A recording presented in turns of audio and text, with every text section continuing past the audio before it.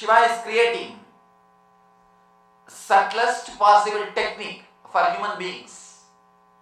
Human beings as such cannot work directly on the ether, on mind. The thing which they can directly touch is only the breath. And breath is the bridge between you and the universe. It is the bridge between your body and the mind. You can see very clearly. Till breath, you are only body. After the breath, you are mind. If you see all the 5 elements. Till the air, you are only body. Whether it is earth, water, or fire, or the air. All these 4 are only body. But after the breath, after the air, after the prana, it is mind. The ether is mind. The breath is the bridge between your body and mind. Your matter and spirit. Body is the matter. Spirit is the energy. Breath is the bridge between your body and mind. Please be very clear. Constantly you are connecting with the universe. You are relating with cosmos through the breath. The moment you stop relating, you are dead. The moment you stop relating, you are dead. He says, this experience may dawn between 2 breaths. After breath comes in and just before turning out. Once the breathing goes in and before it turns out, it touches your inner space. Let it be very clear. Every single breath is directly managed by your Atman, not by your mind. Let it be very clear. That is why even if you forget, you go on breathing. If it is under the control of your mind, long before you would have stopped breathing. Because you forget so many things, you would have forgotten this also. It is not under the control of your mind. It is under the control of consciousness. Every single breath, you go and touch your inner consciousness. You straight away go and reach your inner consciousness, then come out. Every single breath is directly related to your inner consciousness. That is the easiest method to reach enlightenment. Let me be very clear. With any other technique, you have to do something.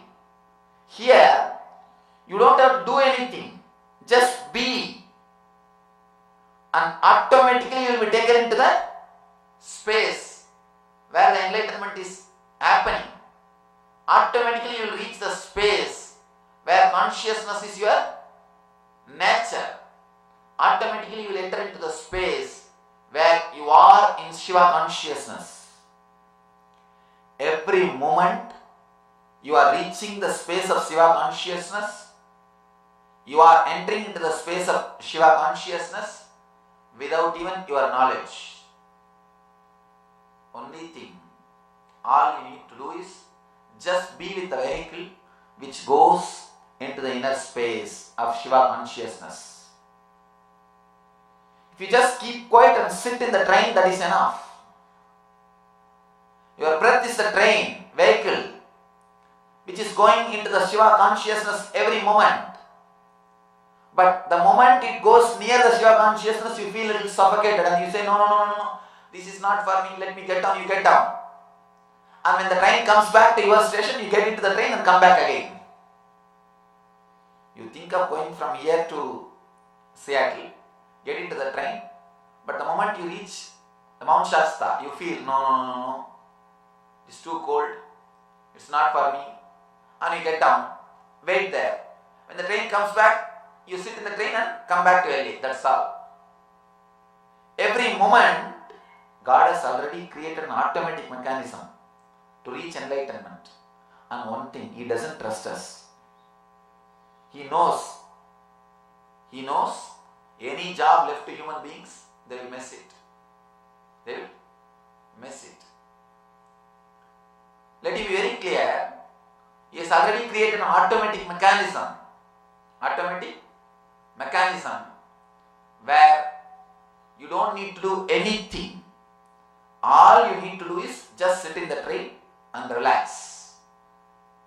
As they say in the flight, sit back and relax. Enjoy your flight. Nothing else needs to be done. You are in Shiva consciousness. All you need to do is sit back and relax. You are in Shiva consciousness.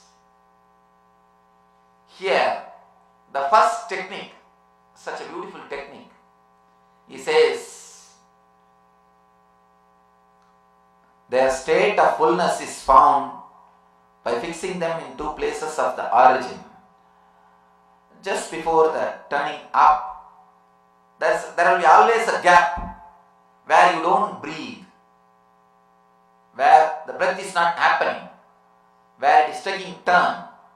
If you can relax in that gap, if you can be aware of that gap, a sudden explosion of consciousness is possible in you. You may think, how can I achieve enlightenment? Just by watching the gap between the breaths. Please be very clear. Your breathing and your thinking are directly connected. They are directly connected. If you observe the length, breadth and depth of your breath, length, breadth and depth of your breath, it changes according to your thoughts. Let me be very clear. Every single thought changes the length, breadth and depth of your breathing. Length, breadth and depth of your breathing can never be the same with two different thoughts.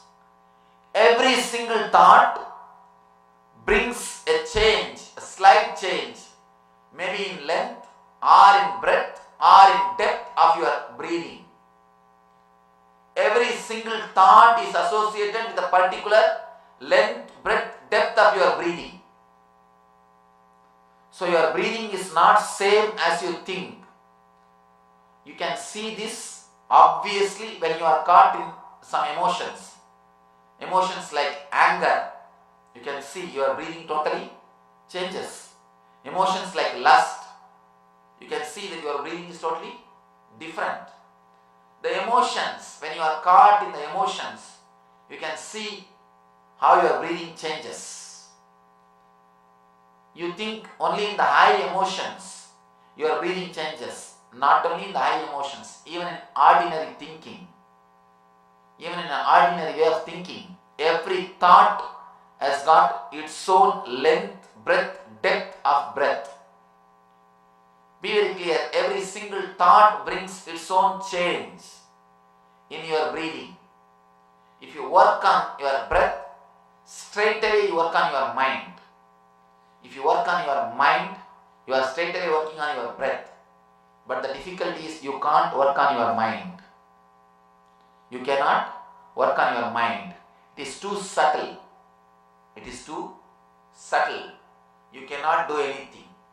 Try your best to work on your mind. End of the day you will feel only bored or tired. Because nothing would have happened. It's like arguing with your spouse. Never you will have end. Never you will reach the end. Nothing will happen. You can continue and continue. Either you should become tired or she should become tired. Otherwise, nothing else can be done. Actually, one of our devotee, her husband came to me. He is involved with some other meditation group. And she is involved with our meditation group. He came to me and started complaining. What is this, Swamiji? After she came to your meditation classes, the peace in my house is completely lost. I said, what happened? Please tell me. Now earlier both of us were going to the same meditation group. We used to practice meditation. We will get energy to fight 15 minutes. I will shout 15 minutes, she will shout 15 minutes. Things will be over, done. Now, she has come to your programs. She gets energy for 1 hour. I am going to the same meditation.